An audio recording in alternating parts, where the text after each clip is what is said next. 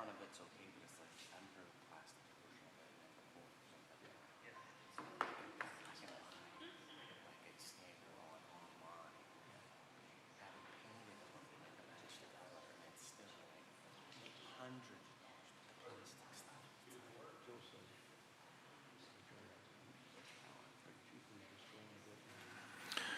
Good morning. The time is now 9:31. I'll call the August 11th, 2026 regular meeting to order. Please stand for the pledge.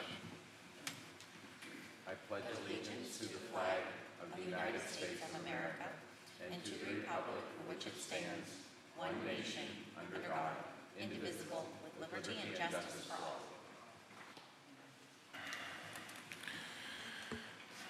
Number 3 on our agenda is public comment on any agenda items. Sir, if you could please state your name clearly into the microphone so our secretary can record it. Art Olajeri. I was vice president of the Government Study Commission, and this matter concerns the ongoing discussions about compensation for the newly elected supervisors. And Mr. Shaw had discussed this at the last meeting. I'm sure he's going to bring it up again about the ambiguity. Art, that's not an agenda item. It was last month, and I'm sure there's going to be some talk about the transition committee, and there was some disagreement on the role of the Government Study Commission, and I wanted to clarify that before the topic comes up. Well, there's nothing on our agenda listed for that item. So we currently are on number 3, public comment on agenda items. If you see it on the agenda item, let me know. I don't see it. Wouldn't that be covered under what Mr. Shaw will discuss about the transition committee, or Dr. Morris under the transition committee? Are you speaking specifically about compensation?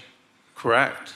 I have no idea if that's going to be discussed today. It was at the last meeting, Mr. Block, and I'm sure it's going to come up again because it was unresolved. I think your comments are more appropriately under citizens to be heard. In fact, you're registered for 5 minutes. Separate topic. That's a separate topic. Okay. Well, I don't see it on the agenda, Art. I don't know what to tell you. This is for comment on agenda items. It's not on the agenda. Are you saying there's no discussion about I'm saying I don't know what's going to be under solicitor communications or general. I don't know. I have no idea. That's up to whoever presents that. Can I speak before that or when that happens? Because there was some ambiguity on the compensation for the newly elected supervisors, and that's what I was going to address, and Mr. Shaw brought it up at the last meeting. Do you think you can do that with the 5 minutes allotted? No, because I have a separate topic for that. Well, how long do you think you're going to be now? 2.5 minutes. I'm not discussing compensation. We're not going to discuss compensation currently, so I think under number 13, citizens to be heard, you have your 5 minutes. Unless you have something else on here, Art, then we can't. If it comes up, can I speak at that time? Because I have something different at the end of the meeting, and it is an unresolved issue, and we're running out of time. I'm speaking as a former vice president of the Government Study Commission. Right, and if you're talking about the compensation for the 5 part-time... Right, and it was unresolved. I would sure like it to be resolved. Well, it was discussed, it was on the agenda under communications at the last meeting. Right. And I assume Mr. Shaw is going to bring that up, or certainly discuss it because it was unresolved. He was going to talk to the Attorney General and the state of Pennsylvania about that. So how about this, Art? When you get your 5 minutes, that's after the communication. So we will give you a little bit of latitude to address that issue if it's brought up. I wanted to bring this up before Mr. Shaw brings up the ambiguity and the fact that the Government Study Commission did not do their job. Well, you can bring that up under number 13. Okay, thank you. Does anyone else have any comments on agenda items?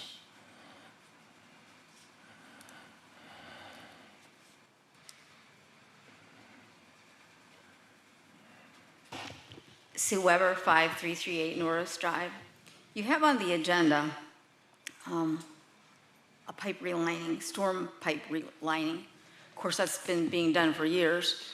But at a previous meeting, I was going to come and talk about this. I noticed something that happened, and this is an exact example of a waste of taxpayer money. Now, the supervisors get paid almost $90,000 plus benefits, and you're in this building every day of the week for work. Anytime you have a question about anything on the agenda that deals with one of your departments, you can go right and see them or ask them to come into your office. And I know that you have these things ahead of time, so here's what happened at that meeting, and I hope it doesn't going to happen again today. When that was brought up, the contract with Insight Pipe to reline the pipe, and you were asked to approve it, Supervisor Morris brought up a question about the contract. She could have gone down to the engineering office anytime she wanted to or talked to the Director of Public Works in the week before that, but she brought it up. And she took it upon herself, with no experience in government contracts or pipelining or anything.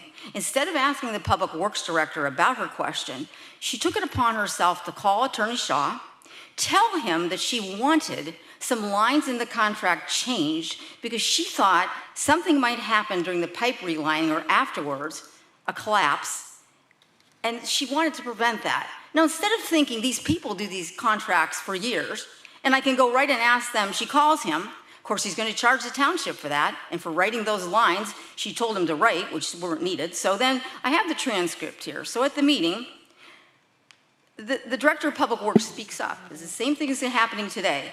And he says, well, that's not likely to happen because we have an inspector on site all the time. The inspector is there the whole time the pipe is being relined. So in other words, what you're fearing would happen won't happen, so you don't need to change that contract. But then he goes on to say, if you change contracts like this, you're going to cost the taxpayers more money because when you add things to contracts, that adds cost. So that's not a good idea. Well then, all of a sudden, Kylie, you speak up and say during the week, instead of asking the Director of Public Works about this, again, you have taken it upon yourself to call Mark Shaw and go back and forth with him about language you think should be in there. How would you know, with a couple months of government experience, no experience in public works contracts, no experience in pipelining, how would you even know what you think should go in there? The problem is you don't rely on your own people. If you can't rely on your public works director to answer that question before you cause expense to the taxpayers like this by changing a contract, then you've picked the wrong public works director, and that's on you. We used to have a supervisor when I was on the board that would constantly criticize the police chief. And I told him, if you got to criticize the police chief, then it's on us because we appointed the wrong chief. And the same goes with you, Kylie. Ask your own people the questions. Don't waste our money contacting the solicitor about things that you never should have done. Any other public comment on agenda items? Okay, moving on to approval of the minutes from our July 28, 2026 meeting. Is there a motion on that? I'll make a motion to approve. And I will second. Okay, we'll call for a vote. Supervisor Clear? Yes. Supervisor Morris? Yes. I vote yes. Approval of the bills. Is there a motion on the bills? I'll make a motion to approve the bills. I will second. I have a motion and a second. Supervisor Clear? Yes. Supervisor Morris? Yes. I vote yes. Number 6, we have some new or amended ordinances under review. Attorney Shaw. Yes, we continue to look towards finalizing the subdivision land development ordinance with engineering and planning. We're also working on stormwater ordinance amendments with the township engineering and planning departments to review and update the township's stormwater management ordinance. And lastly, I think as everyone knows, we've been working on zoning ordinance amendments that have been before the Planning Commission, and they continue to be worked on. Number 7 is Resolution 2026-R27. It's a resolution pursuant to Resolution 2015-R20 in the Municipal Records Manual to approve the proposed disposition of certain township records. Attorney Shaw. Yes, before you is a resolution to approve the disposal of certain municipal records maintained by the police department that are reaching the end of their retention period under the Municipal Records Manual. The Police Department records to be disposed of include MVR BWC footage that includes test recordings through June 24 of 2026, traffic stops through May 26 of 2024, incident only in special circumstances through 8/24/26, and case report, arrest report, SRR unknown types through 8/24 of 2006. Recommendation is to approve resolution 2026 R27. Do I have a motion on this resolution? I'll make a motion on the resolution. And I will second. Okay, it's a motion to approve, I assume. Kim? Sorry, I'll make a motion to approve the resolution, yes. And we have a Sorry second about as that. well. Yes. Supervisor Clear? Yes. Supervisor Morris? Yes. I vote yes. We have some bids and quotes. First is a pressure washer. Director Stutzman. Good morning. Thank you, Chairman. The CRS Department requests approval to purchase a Hotsy hot water pressure washer from Ganser Equipment.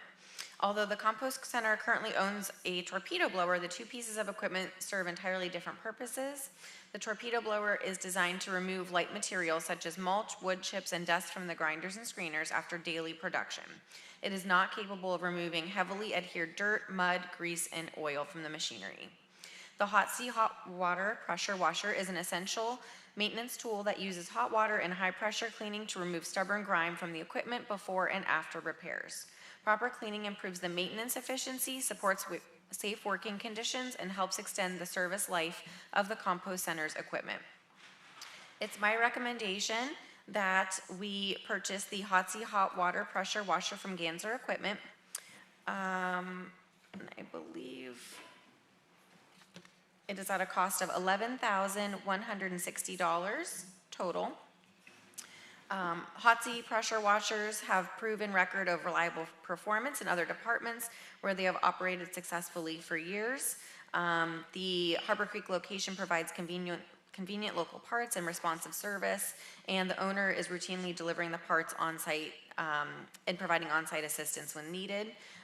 While we have other pressure washers available in other departments, they are frequently in use and not readily available for extended borrowing when we need to clean our equipment. Transporting the other units requires significant labor to load, unload, and promptly return. So purchasing the dedicated Hotsy for the compost center will improve our operational efficiency, reduce downtime, and ensure maintenance staff has immediate access to the equipment necessary for them to properly clean and maintain our critical grant-funded machinery. This purchase will replace the budgeted capital line item for a Super Brute magnet, which was budgeted for at $13,000. The Hotsy purchase will come in approximately $1,840 under the approved capital line item budget, resulting in a cost savings while still meeting our operational needs of the compost center. Is there a motion on this? I'll make a motion to approve. And I will second. Supervisor Clear? Yes. Supervisor Morris? Yes. I vote yes. Storm pipelining. Director Puda. Thank you. The Streets Department is requesting approval to line several storm pipes that are in very poor condition. Insight Pipe Contracting provided several quotes under CoStar's contract number 16 at the following locations: Aberdeen Avenue, 194 lineal feet of 30-inch pipe for $60,023.60. Amherst Road, 160 lineal feet of 48-inch pipe for $74,400. West 36th Street, 88 lineal feet of 21-inch pipe, and West 20th Street, 49 lineal feet of 21-inch pipe for $31,373. And Kohler Road, 35 lineal feet of 30-inch pipe for $32,920. Total cost for all these pipe linings is $198,716.60. Funding for these pipe linings will come from the storm sewer pipelining line item of the Streets Department's capital budget. We had budgeted $200,000 for the storm pipelining project this year, so we came in just under budget. I would also like to make some notes that the additional notes for these quotes, the language that Mark Shaw added to each one of these is included in every one of these quotes.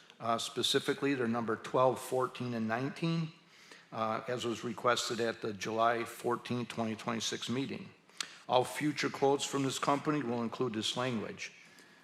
I was planning on putting this on the agenda last week or the previous meeting. However, I had to push it back because what I had to do is I took the language that you gave us and I had to give that to Insight Pipe for them to look it over. They looked it over, and when they looked it over, they had one additional comment that they wanted to add under 19, and that was added. I also took that and sent it to the supervisor, Mark Shaw, which I got approval for, that we are good with that language. And on page 2, you'll see that it specifically says Mill Creek Township. The contractor said that they do add notes and change some things for different municipalities that they want, and they added them additional notes, so we have agreement from both sides. These are the actual notes that will be supplied with every lining project in the future. And with that, I would like to recommend approval to line these pipes. Thank you. And I would like to state that I do read through all the contracts, and as soon as they are given to me, with these ones, I would say it's not the first time that I've caught something in a contract that other people have missed, and I'm glad that we were able to get this one resolved. And I'd like to thank all the citizens that appreciate the job I do. With that, I'll make a motion to approve. And I will second that motion. And I want to thank Dr. Morris for her diligent work and of these contracts to make sure that we are kept safe. Thank you very much, Dr. Morris, for your work. Okay, I'll call for a vote. Supervisor Clear? Yes. Supervisor Morris? Yes. I vote yes on the pipelining. Next is swing mats, Parks and Rec. Director Esper. Thank you, Chairman. The Parks and Recreation Department is seeking approval for the purchase of a pallet of swingwear mats to be used at our park play areas. The pallet will have 20 swingwear mats that will be used to help manage the wear of chipped areas under the swings. MRC, a participating play equipment PA CoStar's vendor, was contacted for a quote. The pallet of wear mats was quoted at $4,322 under CoStar contract number 014E23316. This will come from the Parks and Rec property maintenance expense account, which has a current balance of $22,312.57, and therefore will leave a balance of $17,990.57. It's my recommendation to purchase the pallet of swingwear mats from MRC under CoStar contract number 014E23316. Okay, do I have a motion on this request? I'll make a motion to approve. And I will second. Supervisor Clear? Yes. Supervisor Morris? Yes. My vote is yes. I did have one quick question. Go ahead. The quote on here, it looks like it's from 6/30/26, and it says something about the timeline being within 30 days. Is that still the projected price? Yes, I did contact them, and it is still the price, yes. Perfect. Okay, number 9 on our agenda is the Stormwater Management O&M Agreement, 4927 Lexington Street, Joseph and Gino Montagna landowners. Director Rodamore. Yes, thank you. Yes, this is in regards to an duplex apartment complex at 4927 Lexington. The stormwater plans have been reviewed and approved from the engineering department. The agreement has been signed by both property owners, and we are recommending approval for the stormwater O&M agreement for 4927 Lexington Street. Sorry, and you said this one, it's for an apartment duplex? Duplex apartment, correct. Okay. Is there a motion on this Stormwater Management O&M Agreement? I'll make a motion to approve the stormwater agreement. And I will second. Supervisor Clear? Yes. Supervisor Morris? Yes. I vote yes. Number 10, personnel request, Parks and Rec, new hires, part-time and volunteers for the fall.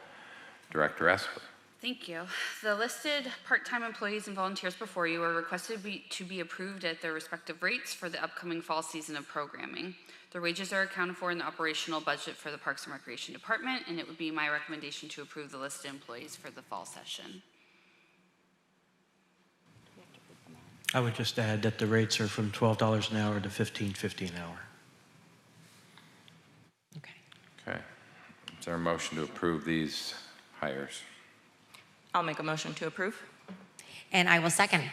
Supervisor Clear? Yes. Supervisor Morris? Yes. I vote yes. Mr. Chairman? Yes. I just would like to say I can't believe we're using the word fall already.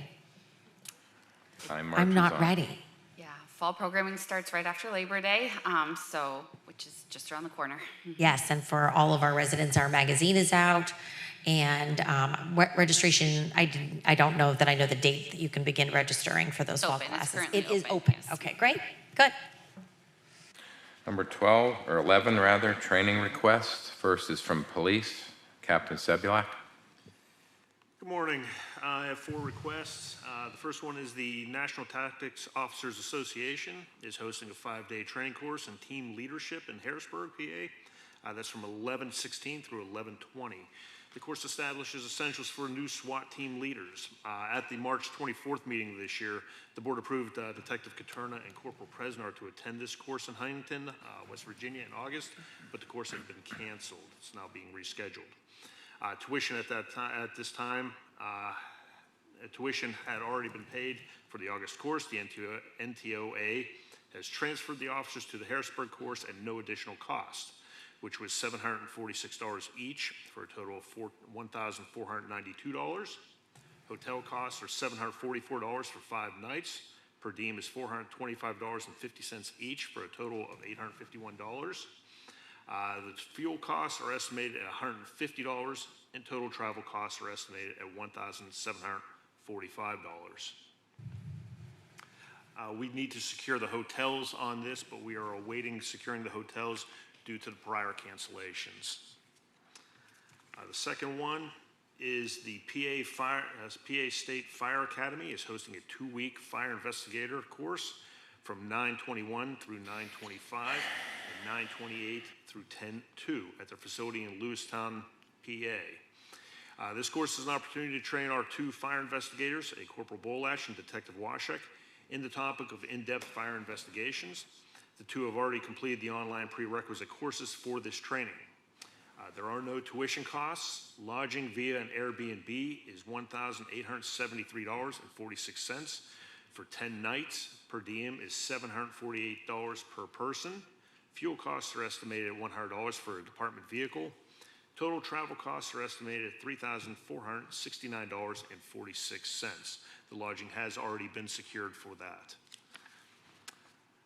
Next request, the National Tactical Officers Association is hosting a 5-day basic SWAT course in Harrisburg from 10/12 through 10/16. The course provides basic fundamentals to new SWAT operators.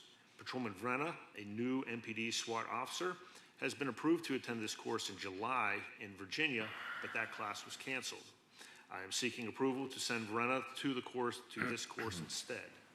Tuition is $857 and has already been paid for.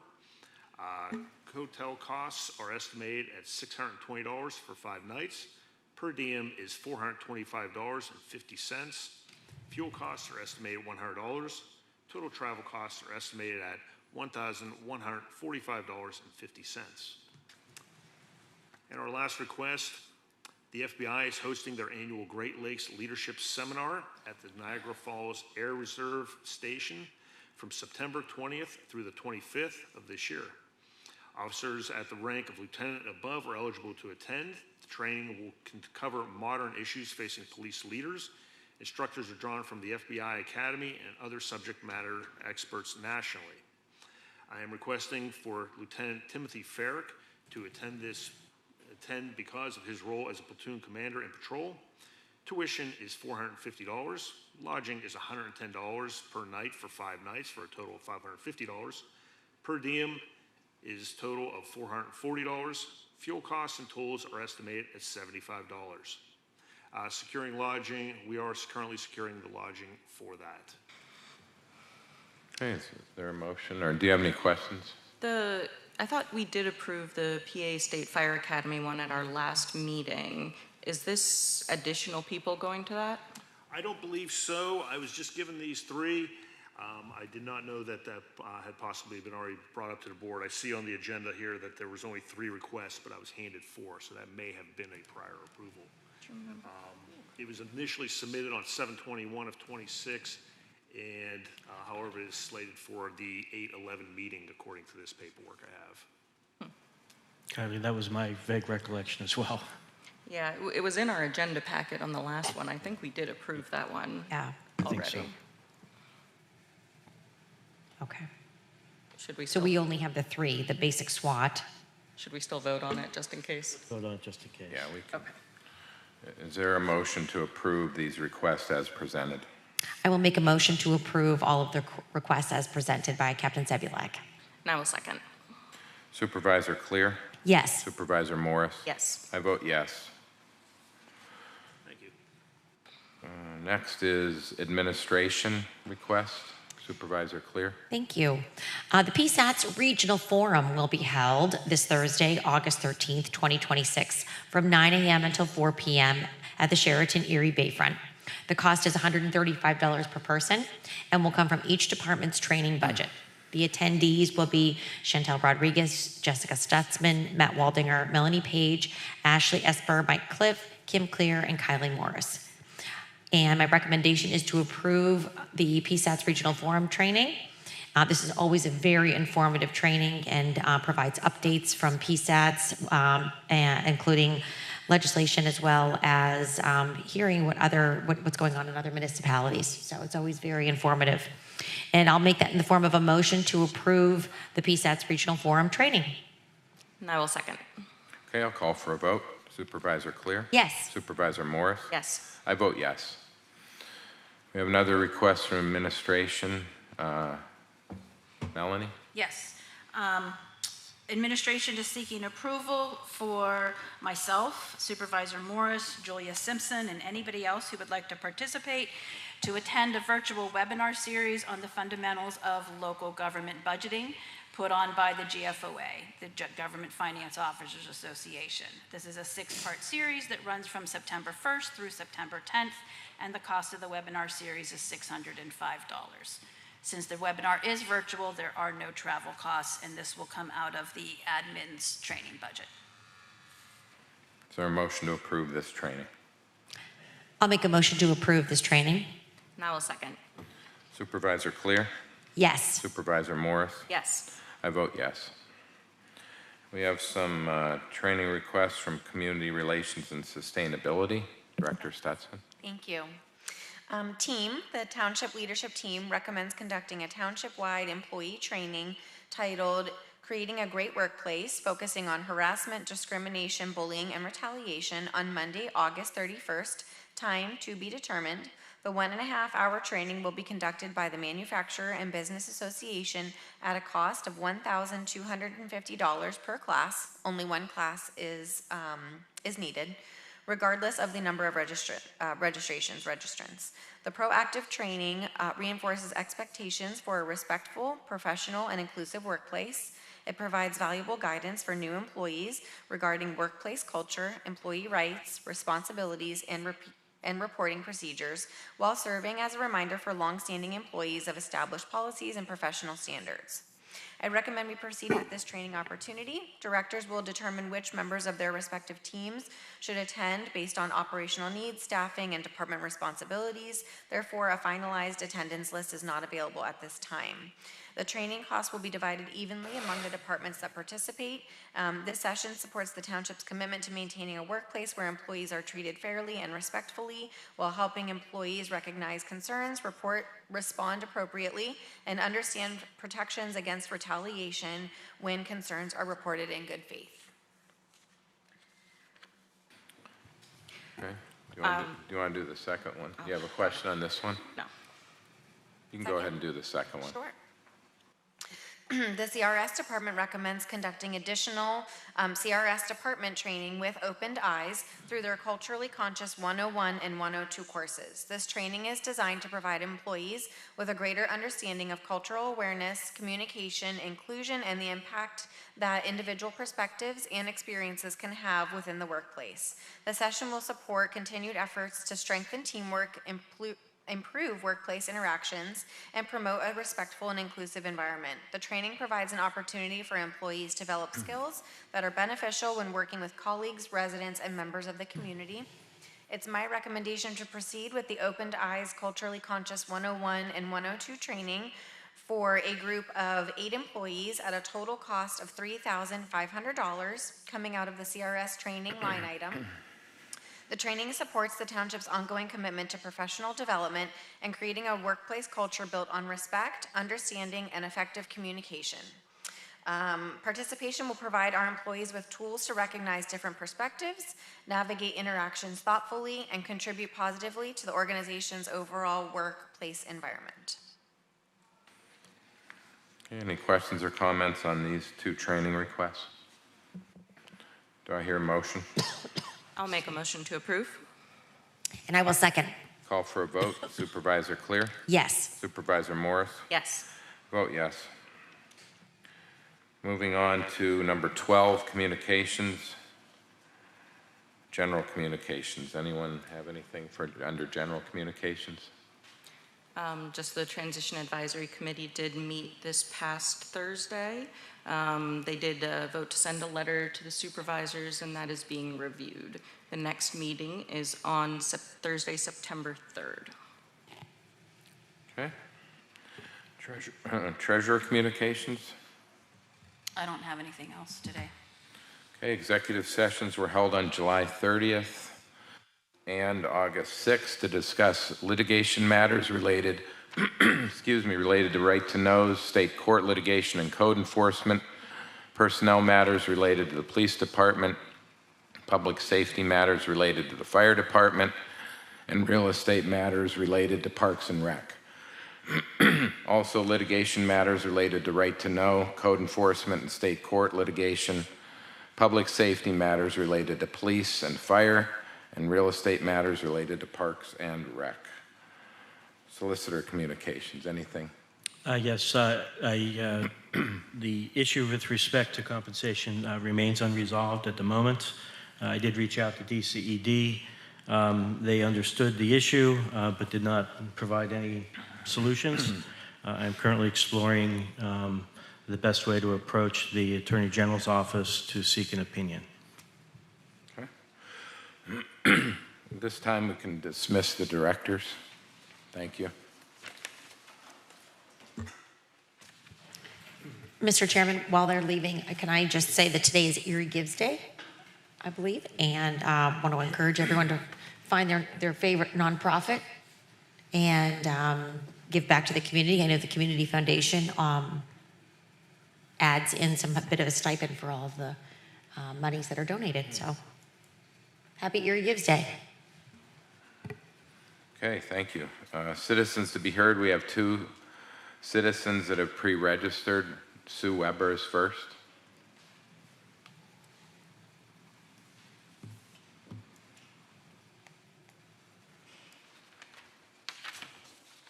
Just one more comment on this pipelining.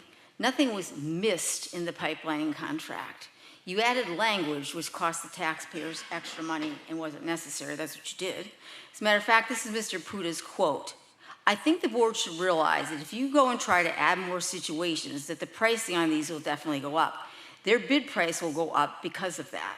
And that's just what's going to happen to the taxpayers. You caused legal fees and you created future bids that are going to cost us more money. It wasn't missed and it wasn't necessary. At the July 14th supervisors meeting, Kim stated, "You know, I was told by Sue Weber that the study, meaning the government study, was going to be done for free and that she was going to use money that she was going to have set aside for a free study that ended up costing the taxpayers $100,000. So those are the consequences of our actions with RFPs." My husband's sitting there. Do we have $100,000 that we set aside for this? Not to my knowledge. I never said such a thing, and as a matter of fact, when we were trying to get the supervisors to place the question on the ballot, Kim argued against placing the question on the ballot, saying that a study commission process would cost the taxpayer money. So she knew full well that it did.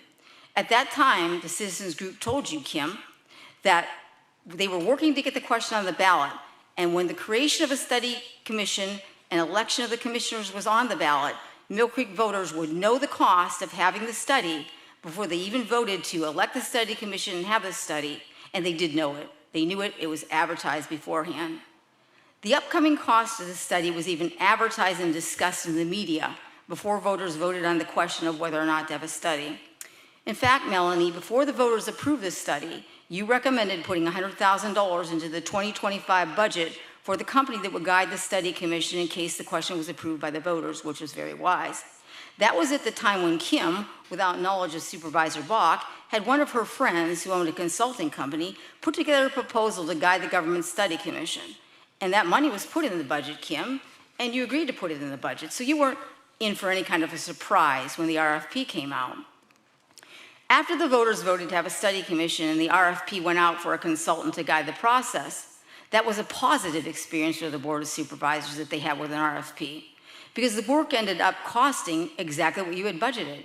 So when discussing putting out a proposal for a professional to guide our transition committee in writing this important code for the new form of government, your remark, Kim, those are the consequences of our actions with RFPs, makes absolutely no sense. You didn't have a consequence. You had a good experience with that. So you told a mistruth using my name as a way to make a case for your refusal to seek a qualified, affordable professional to write the code for our new form of government. You refused to do this, even though the citizens you selected to serve on the transition committee unanimously voted, with the exception of Kylie, to seek an affordable professional to write the code for the new form of government, and they even took their volunteer time to create the solicitation for you. Putting out this proposal could save Mill Creek taxpayers thousands of dollars, as it will cost over $310 an hour for legal counsel to write it in-house. Why are you against putting out this proposal to see if you could save us taxpayers money? But more importantly, this is our new form of government. The taxpayers selected it, and they deserve to have experienced professionals write the code for it, not township employees who have no experience in this area. Taxpayers also deserve to obtain this professional assistance at the lowest cost possible. Kylie and Kim, I cannot believe that you refuse to represent the taxpayers' best interests in this matter by putting out this RFP to see if we could get a better deal than in-house. From Kim, and she and Kylie are trying to obstruct the transition process. I can see that. This is Kim's quote. We need better communication. Maybe we need a liaison between the groups, meaning the Board of Supervisors and the Transition Committee. Kim, what do you think Kylie is supposed to be? She's on there representing the board. Why would you appoint someone else to be a liaison? She's sitting right there on the Transition Committee. And by the way, Kylie, you are the liaison between the Board of Supervisors and the committee. And Matt Waldinger is a township employee who answers to the Board of Supervisors. So it is improper for both of you and Matt, to be voting on transition committee matters. You shouldn't have a vote on the committee at all. And the committee voted unanimously for the Board of Supervisors to put out this RFP to save us taxpayers money and get a professional job done. And yet you block it. Also from Kim, this is an unbudgeted item that is something we are concerned about. Kylie stated right at the Public Transition Committee meeting that there had been extra money placed in the budget for Attorney Shaw to do the extra work of writing the code. So you have the money in your budget to have an outside qualified professional do this. So to say it's unbudgeted is not true. But I do have a question for you, Kim. Tell me, when you removed the 8th Street properties from the tax rolls, had you budgeted $46,000 a year or a total of $230,000 to pay the school district because they for loss of taxes and they won? As taxpayers, we are still paying this. We as taxpayers are also losing hundreds of thousands of dollars in township and county taxes as those properties on 8th Street sit vacant. That process began in 2022, the year you took office, Kim, and here we sit 5 years later with nothing.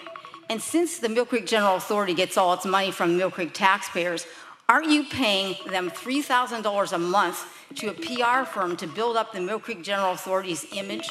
You're doing that with our tax money. That is disgraceful.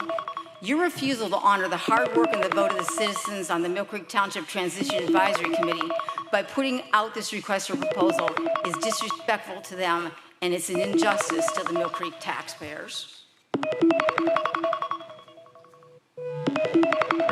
Our next speaker that pre-registered, Art Allegeri.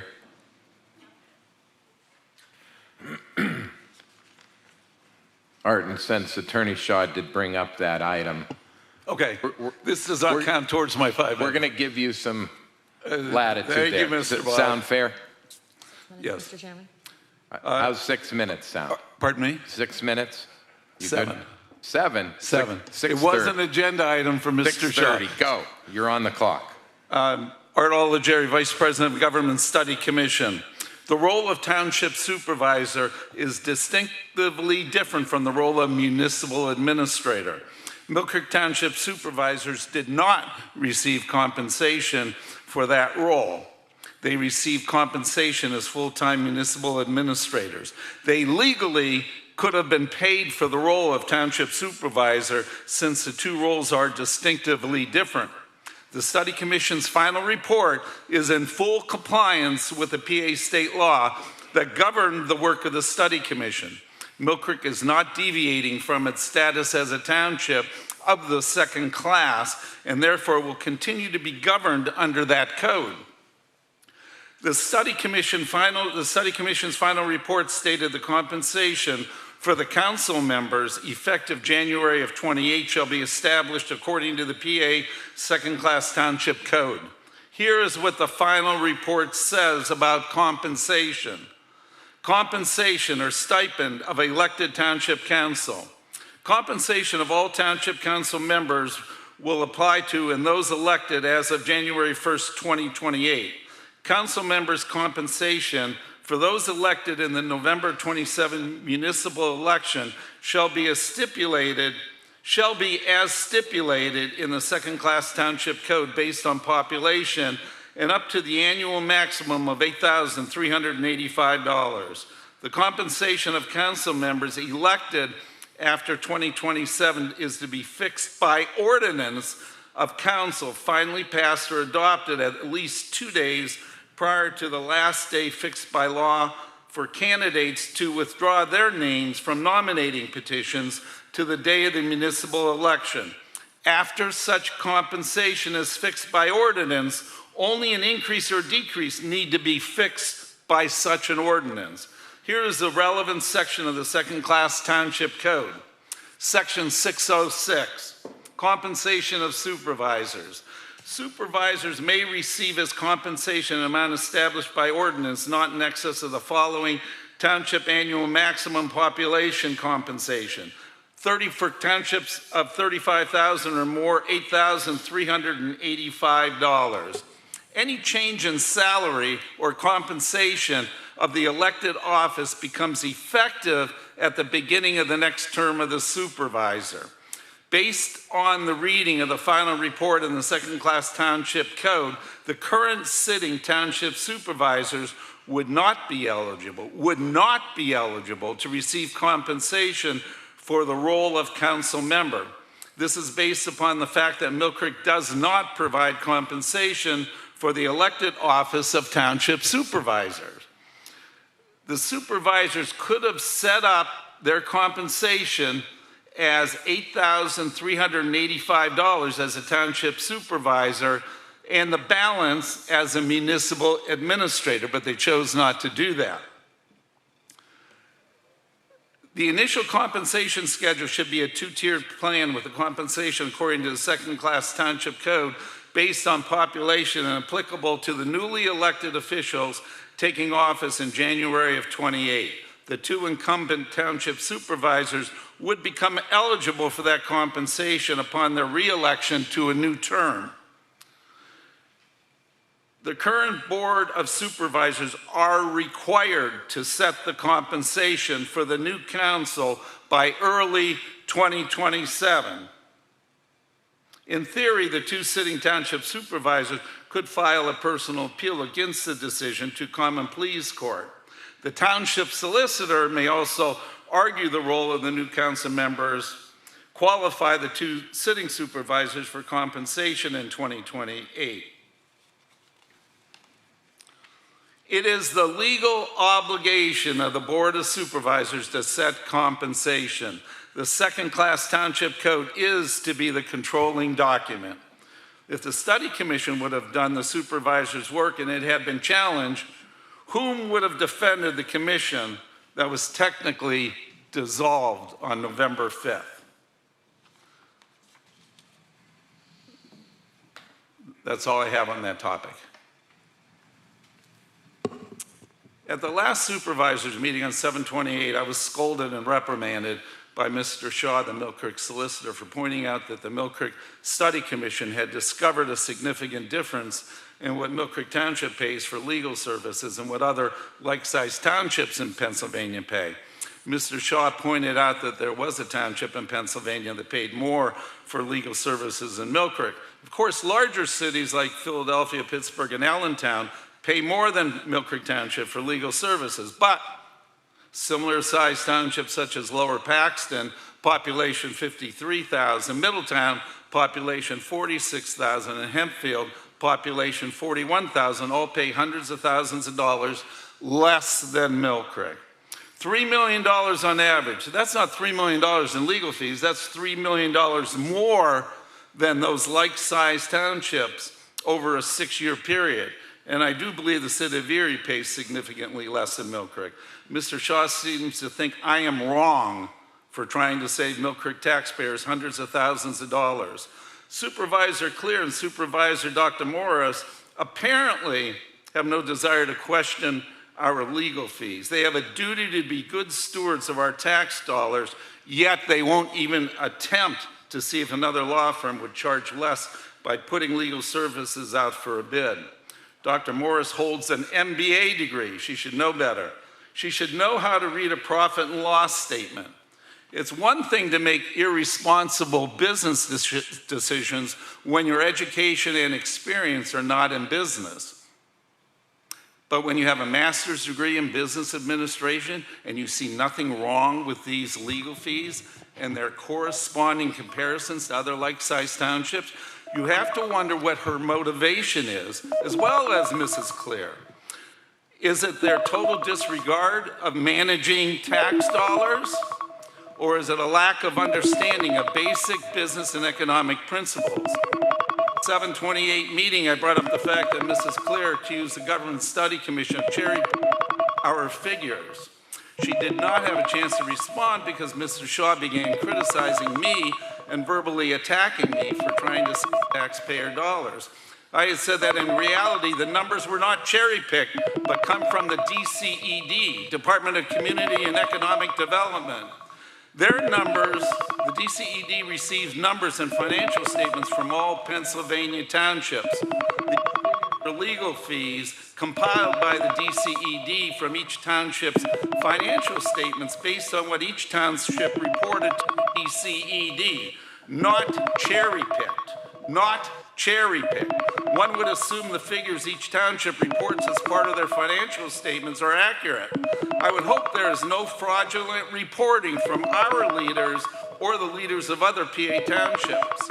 Mrs. Clear is evidently stating that Mill Creek Township and other PA townships possibly are not reporting actual numbers to the DCED. This seems to be a fraudulent act. Have our supervisors not reported our financial statements accurately, or is Mrs. Clear accusing other supervisors from other PA townships of reporting inaccurate figures in their financial statements? Also a fraudulent act. I'm a little surprised if this was happening. The DCED has not caught this fraudulent activity perpetrated by PA townships. According to Mr. Shaw, as he defended Mill Creek Township's legal fees, he did not discredit the like-sized township legal fees. If Mrs. Clear continues to stand by her statement of cherry-picked figures, the DCED should be contacted to investigate possible fraudulent reporting of financial statements from Lower Paxton, Middleton, Hempfield, and other PA townships. It's a very serious accusation by Mrs. Clear to accuse other supervisors of reporting inaccurate legal fees in their financial statements to the DCED. I am only asking that legal services for our township be opened up for a bid. I want to save taxpayer dollars and not be censured, criticized, or otherwise verbally attacked for trying to save tax dollars. Thank you. Jerry, when you needed legal services, if I recall, you went to McDonald Illick for those services? I'm sorry? When you needed legal services, you went to my firm, McDonald Illick, for that? Yes. Thank you. I'm not against McDonald Illick. I'm against the size of the legal fees as compared to other like-sized townships. You didn't look at all the other like-sized townships? And, the ones you picked? And as I look in the Cathedral Prep seasonal magazine, I see McDonald Illig is well represented with a few lawyers that I actually know, and I have nothing against your company, but I am against the legal fees that you're charging and the unnecessary use of you in the daily process. You know, they call you at a whim. And when I would call McDonald Illig, you think about the time and the dollars that it costs me to pick up the phone. And there's a charge, even as you know, there's a charge even if I call you to ask your opinion on a particular matter. And Once again, it's nothing against your company, it's against the way the supervisors have used you and the size of your legal fees as compared to other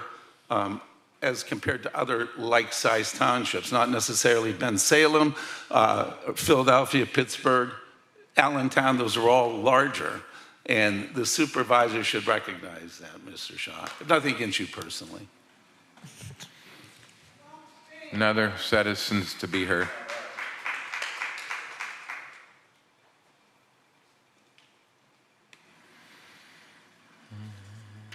Jim Dedad, member of the former Government Study Commission. Art's very passionate, as he should be, and so should the citizens of Mill Creek. I didn't realize that he was going to say as many things that I'm going to say, so this might sound somewhat similar. I've heard it said numerous times that the Government Study Commission cherry-picked the townships it compared Mill Creek to. The implication is that they were selected to support a predetermined decision, which is a serious allegation. As stated in the Commission's report, the comparisons were based on municipalities with the same type and class of government, similar populations and geographic areas, paid police departments, similar fire department organizations, and part of larger metropolitan areas. If the analysis of legal fees and compensation had not shown a benefit to the community, that would have been a factor for the Commission to consider. The Commission would not have searched for other townships to produce a different result. These were simply components of the Commission's overall analysis, which led to its unanimous recommendation to transition to the council manager form of government. When the report was issued, 2024 legal fee figures were not yet available. They are now, so I looked at the 25 most populous municipalities in Pennsylvania, including cities, first and second class townships, and boroughs. Of those 25, only the 3 most populous, Philadelphia, Pittsburgh, and Allentown, reported higher solicitor legal services expenses than Mill Creek. On a per capita basis, Philadelphia ranked first at $20.63 per resident, and Mill Creek ranked second at $14.47. I recognize that municipalities may account for legal expenses differently, and that this category may not include every dollar spent on legal services.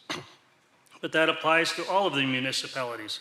The comparison was based on the information each municipality reported to the DCED through the same process, and the Commission applied that data consistently. There is another important point. It has been said that information obtained from townships indicates their actual legal expenses were higher than the amounts that they reported to the DCED. That suggests when reported legal expenses differ from actual expenses, the reported figure understates the actual expenses. I have no reason to believe Mill Creek is an exception. If anything, the evidence raises the possibility that Mill Creek's reported figure understates its actual expenses. And that brings me back to the concern about cherry picking. The broader comparison of the 25 largest municipalities supports the conclusion that the outcome of the Commission's legal fee analysis would likely have remained the same regardless of which municipalities were selected for comparison. Mill Creek's reported legal expenses rank near the very top of that group, both in total dollars and per capita. The evidence does not support the idea that our comparable townships were selected because they produced a desired result. They were selected because they most closely matched the criteria the Commission established. The results were then considered along with compensation and other factors as part of the Commission's overall analysis and unanimous recommendation. Thank you.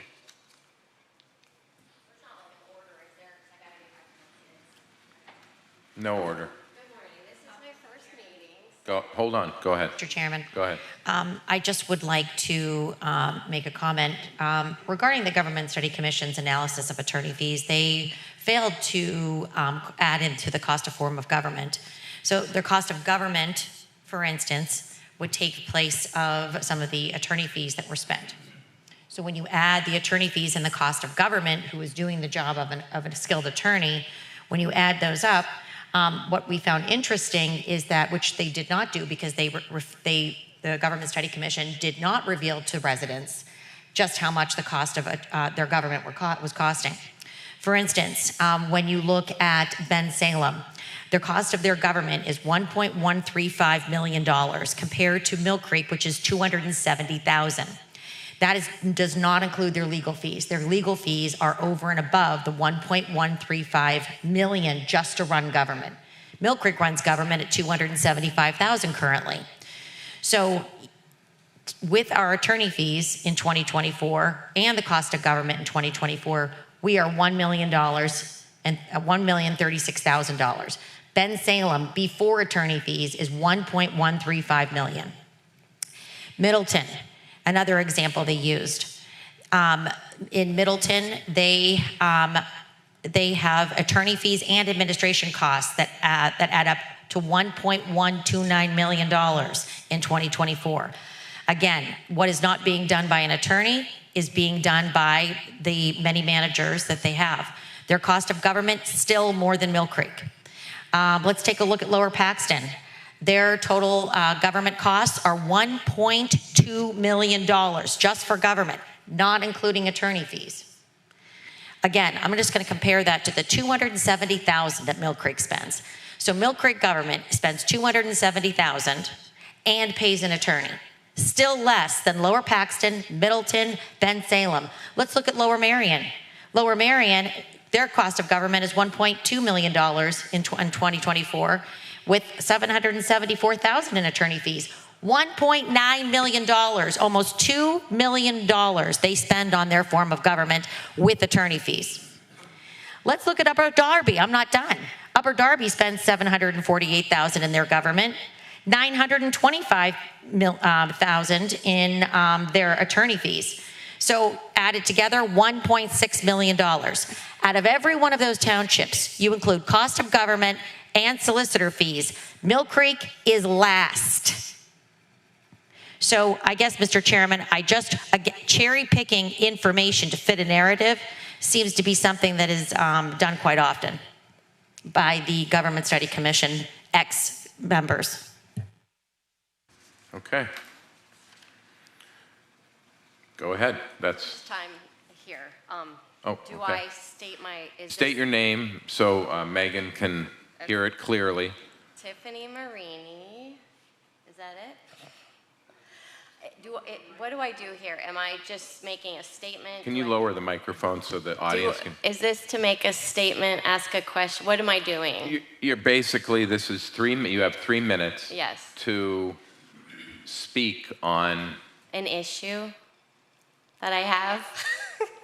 Yes. Okay. Yes, go ahead. I just wondered how often solar stop signs are put in. I'm on Powell and Argyle, and we don't have sidewalks or streetlights, and we have a ton of little children, so they play in the streets. That's where they're at. And we have many residents that blow through the stop signs. They don't care if they're doing like 40 miles per hour. Mm-hmm. And I did leave a message for Mr. Tenney and Mr. Schallenberger, because I was advised to reach out to them for options. And I spent 80 of my own dollars so far to put a little turtle guy that says slow and some other signs. And I'm going to speak to the other 2 people, like should I take video and send it to the cops of their license plates? I don't know if that could have they could go after them.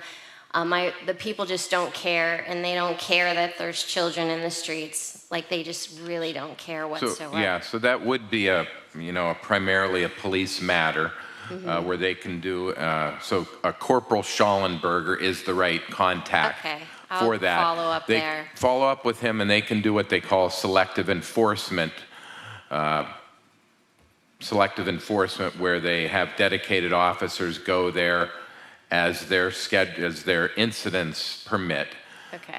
If other things come up, obviously they would have to leave, but they can do a selective enforcement program there for a duration of time in an attempt to, alleviate some of the violations. So I'm on the right track, and I'll just. As far as the solar signs, those, they are expensive. Yeah. And matter of fact, we only have one in the township, and it's at Millfair and Stertania. We did a cooperative program with McCain, and they both have failed already due to the winter season not lending itself to solar-powered signs. There is one that's still functioning, but Jeff Tenney's kind of keeping that going. So there are things we can do separate from the solar signs. I know it's a problem everywhere. People don't respect anybody. You said Powell and Argyle, right?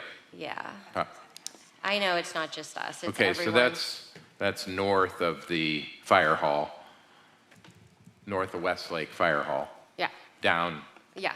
North. It's usually just people blowing up from the beach.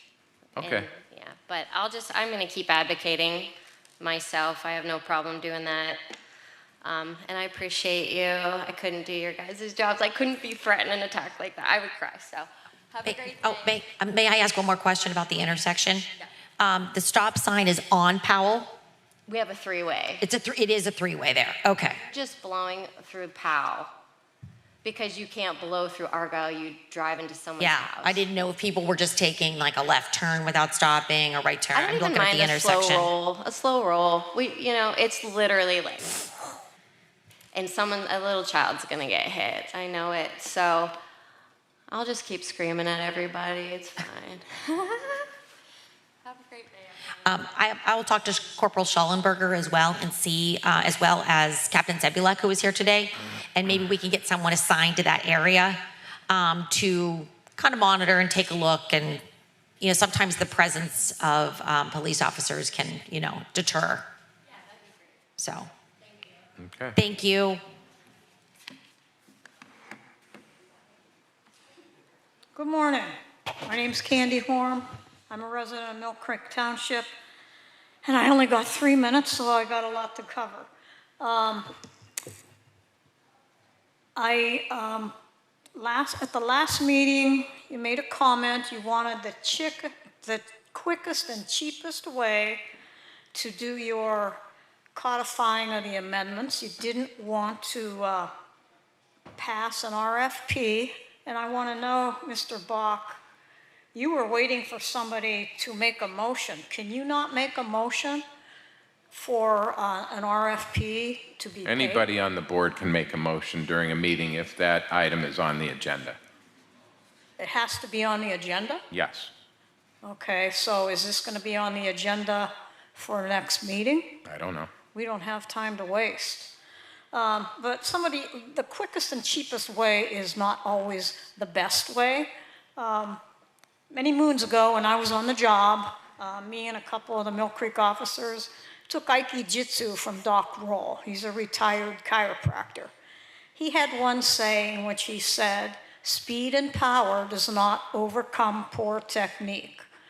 And that applies not only to self-defense, like, if you're trying to defend yourself and you throw a pitiful punch and then you try and throw faster, but there's no force behind it. Same thing with politics, same thing with government.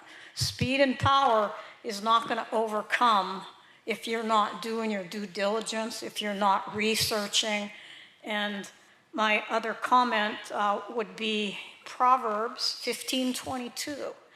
It says, without consultation, plans are frustrated, but with many counselors, they succeed. I apply that not only to the new form of government with the new council members, but also with an RFP being honored that you have another entity coming in with fresh eyes, looking at what our transition team has done and what the Government Study Commission has accomplished. And I would also, Ms. Clear, I do have a lot to debate with you. When you say that Mill Creek runs their government for $270,000, What about the 7.3 million that was paid for 8th Street, the 3.3 for the Shrine Club? That's all part of the government. Are you counting purchases in that, running the government?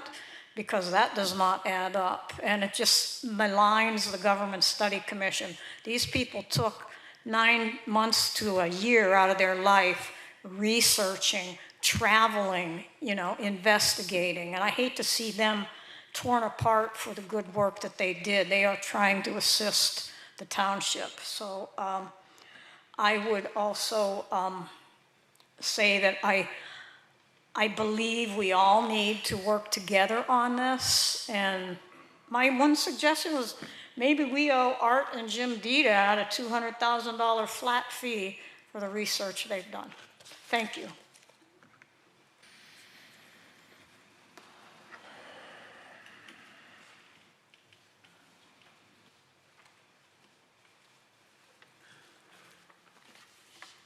Hi there. Rich Weber, 5338 Norris Drive, Mill Creek Township.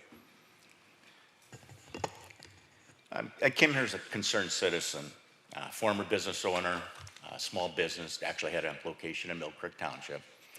I've watched the study commission, I've read the report, I'm aware of many of the goings on, and I felt bad for the original study commission. You get 7 people, 10 people, worked their butts off, made their suggestions. They suggested that 4 people from the study commission be appointed to the transition commission. Some of these people applied for the positions and weren't selected. So who was selected was Kylie. So I would like to ask Kylie, did you read the study commission report?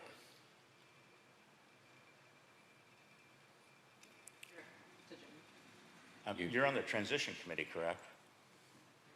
Kylie? Do you want to answer him? You don't know if you read the study commission report. Well, I'm going to tell you what the study commission report said. It said that the amount of legal fees that Mill Creek Township pays is enormous compared to several townships. And I compared it to one township. I'm not going to be as kind as Art. I compared it to Lower Paxton. Their legal fees average about $100,000 a year, where Mill Creek's are about $700,000 over the last several years. That should have been a point that you read, Kylie. I mean, that's why we're here. The legal fees that you people are paying are enormous. And then you try to compare them to a suburb of Philadelphia? I mean, that's ridiculous. Lower Paxton is a suburb of Harrisburg, has the same population as Mill Creek, has the new form of government that Mill Creek's looking to get, has the same size police force, virtually to the person almost. And their legal fees are average about $100,000. So Kylie, you're on the transition committee, for some reason you can't speak, but call some of these people from Lower Paxton. Call their board of supervisors, and I'll tell you who to call. Call the vice chair, Catherine Scheib. 26 years she's operated a financial business. She knows finances. She knows government finances. She doesn't need a solicitor to talk to her for every question she has. She's a Penn State graduate, also attended Bucknell. Okay? That's one person you could contact at Lower Paxton. These are the people you should be talking to. And by the way, Kim, statistics don't lie, but liars use statistics. To try to say that Mill Creek is way cheaper than Lower Paxton government is totally ridiculous. I have no idea where you got your numbers from. For example, these people I'm going to tell you about, you know what they're making, their board of supervisors, with their compensation is? It's $5,000. That's it. So to say 5 supervisors make it $25,000, and the other 2 people, the township manager, are making over $1 million. It's crazy. It's not true. Anyway, they also have other people, their vice chair and the chairman. And again, they're highly qualified people. The chairman is John Campbell, 38 years in financial services, education through the roof, certified financial planner. This is Lower Paxton. Call them, see what they're doing. Compare your legal fees to their legal fees. Thank you.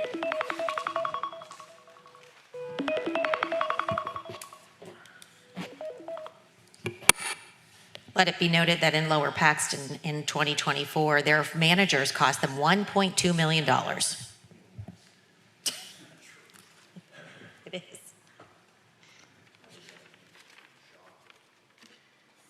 Good morning. My name is John DePlacido, and a member of the transition team, and also former member of the commission. And I got to say that initially, the commission did work their butts off. All the information there has been researched. All the information in there is correct. And I'm not sure where this all is coming from, all these other numbers. We were concentrating on what we needed to do, and we did it. Now, I was again disappointed that the RFP vote for the transition committee was not even put up on the agenda for today's meeting.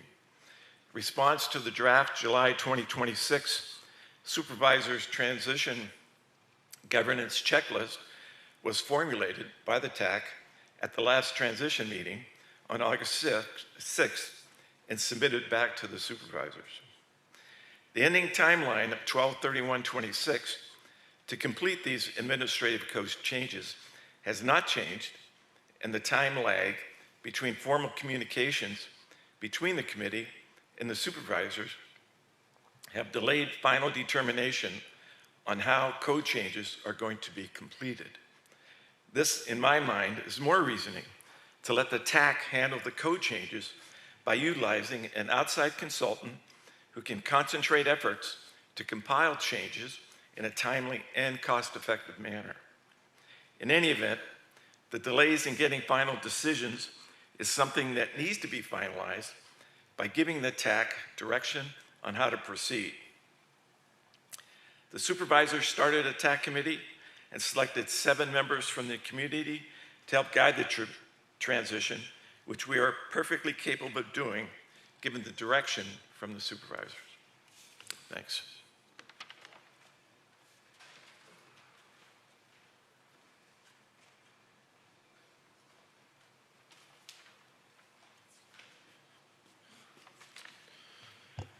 Good morning, everyone.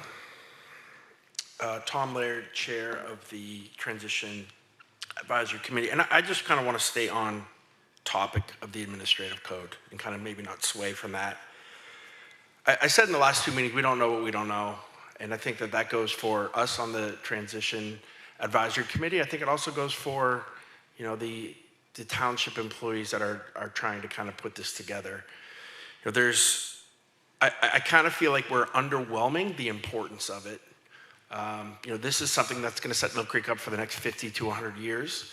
I think it needs to be done as professionally as we possibly can. And that's really the only reason that we wanted to make sure that we kind of sent this out, to get a new set of eyes, to have an expert kind of really look at this. I know that we've all looked at kind of those 5 or 6 administrative codes that we've all kind of seen as the pretty equal to kind of the optional plan that we're doing here in Mill Creek. And again, there's a lot of nuance to them, right? There's, Washington Township has 16, kind of articles to them. I think Bristol has over 100. So to kind of copy and paste or kind of, I think, willy-nilly that, I think it does a disservice to kind of just what we're trying to do. The overall administrative code, I think, is so important as well, just from seeing some of the townships that have not done it well, and that goes from the optional plan and also for home rule, is it does really 2 things. I think on the good side, or the best piece, it kind of just sets up a lot of vagueness in the code. People start to maybe undermine what we're doing or what that code is actually talking through. I think at worst it leads to lawsuits. I mean, I know we have some questions already, which I think are valid questions, and it would have just been nice to have kind of another set of eyes to have this conversation on some of the things that we have to really get through and talk through to make sure that we have something by December 31st. So we did send a letter to you guys, and again, that was not to be adversarial. That was just to really kind of look at some of the feedback that we saw from kind of the new plan that we were given, but also kind of where we thought things could be better. And I think, again, sending that RFP out or getting a consultant or a group for us, I think would benefit the township and do this in the most cost-effective manner. Because again, I'll just close with this. Really, at the end of the day, this isn't about anybody in this room, right? This is about the people who are going to come way after us, way after they've forgotten about this transition. And I think we need, and we kind of owe it to them, to do this the best we possibly can. If there's anything that Mill Creek should probably spend money on, it's kind of setting up the government structure moving forward. So again, just like to, again, please review our letter, and then if you could also love to just have another conversation on a possible RFP being sent out so that we can hopefully move this thing forward to the December 31st date that we have, at least in our mind, for the administrative code. Thank you.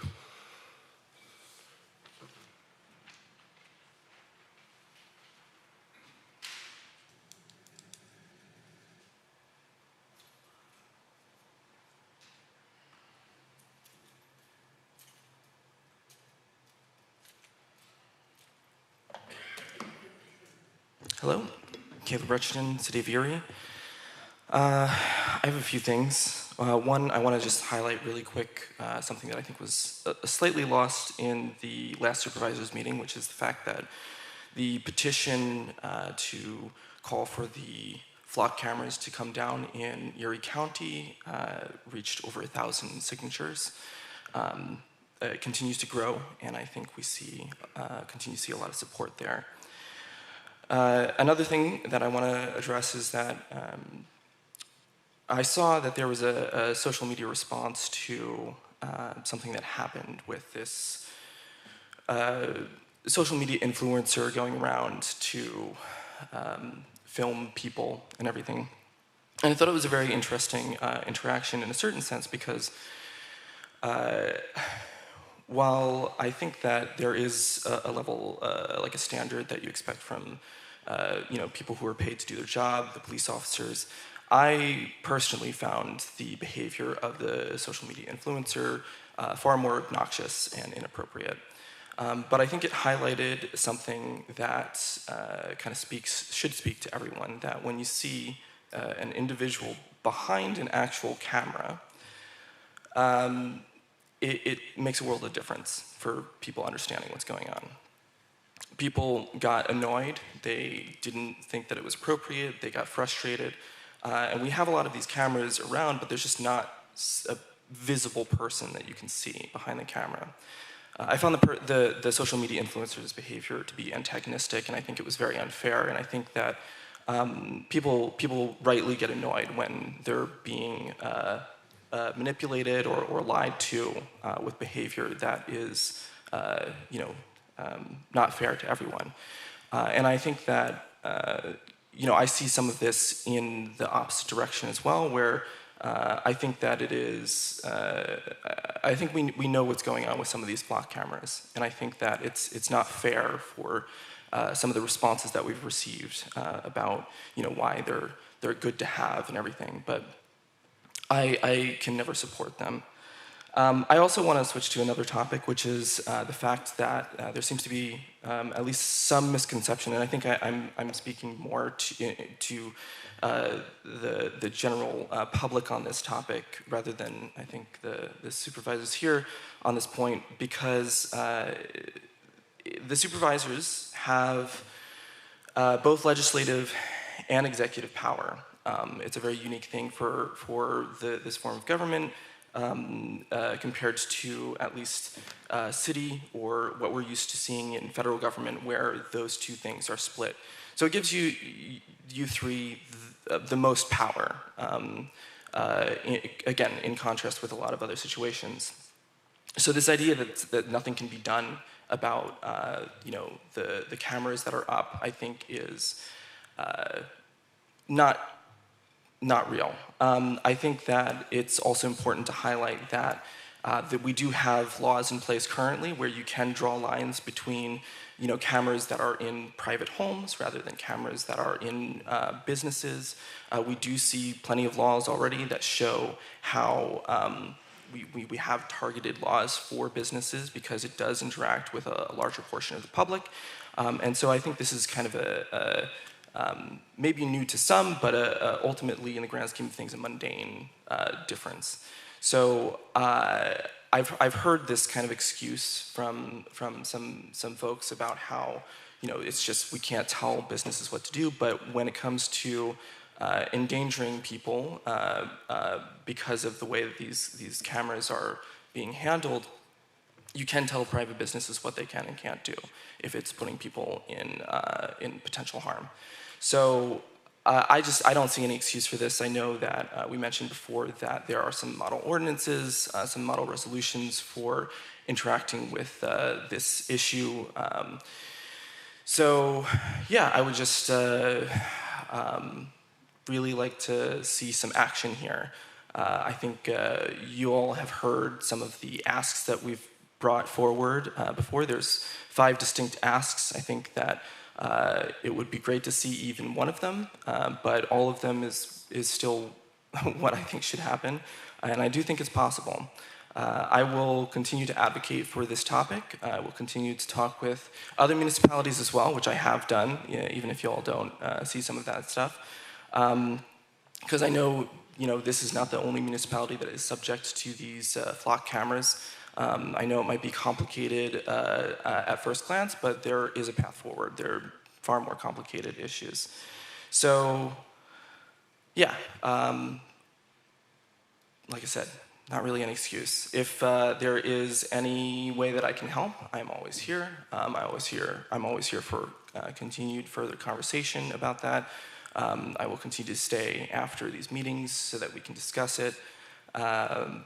But I think that's pretty much all I have to say for the time being. Thank you.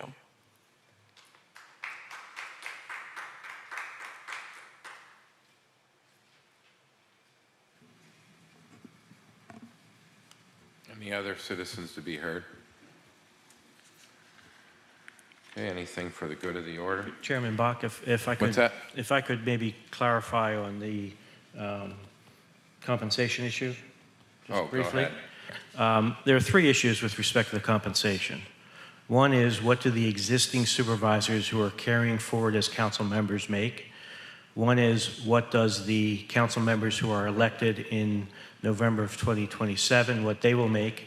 And then third would be what council members in the future after that November 2027 election will make. I think the statute is pretty clear with respect to the existing supervisors. It says that they're supposed to be paid what they're currently being paid effectively as supervisors. And as pointed out by Mr. Olajerry, that is nothing at the moment. And at this point, it is too late for them to pass an ordinance to give themselves compensation starting with the new council, because that would be against the Pennsylvania Constitution. And so that's I think is pretty clear. The question that was raised in my mind when I read the report is the following sentence, which says, compensation of all township council members will apply to all sitting supervisors and those elected in January, as of January 1 of 2028. Technically, I think that statement's incorrect, but that was something that just raised a flag to me and a question as to what the intent of the commission was. I don't believe the commission had the power to create compensation for the existing supervisors if they did not have an ordinance already in place. With respect to future council members, I think the statute is also pretty clear that the new council members are given the obligation to pass an ordinance at some point to identify what the compensation of those new council members will be. And I think that's pretty clear. The question that arises in my mind relates to the compensation of those elected in November of 2027 to take office on January 1 of 2028. The recommendations by the commission simply indicate that the Mill Creek Township members' annual maximum compensation is to be based upon provisions in the second-class township code and consistent with the provisions of the optional plans law. The statute requires them to identify a specific compensation. It says that they shall do it. They didn't really identify a specific compensation, and that's my pause. And that's what I'm trying to get some clarification on with respect to what we can or can't do legally. The supervisors up here can't fix that. The statute doesn't give the current supervisors the ability to dictate or identify what the compensation of those council members elected in November of 2027, what they will receive. And so that's the dilemma that I see. And that's what I'm trying to resolve. and I expect it to be resolved before the end of the year. So. Okay. I think we've covered compensation for today. Is there a motion to adjourn? I'll make a motion to adjourn. I will second. Okay. Call for a vote. Supervisor Clear? Yes. Supervisor Morris? Yes. Vote yes, 10:56.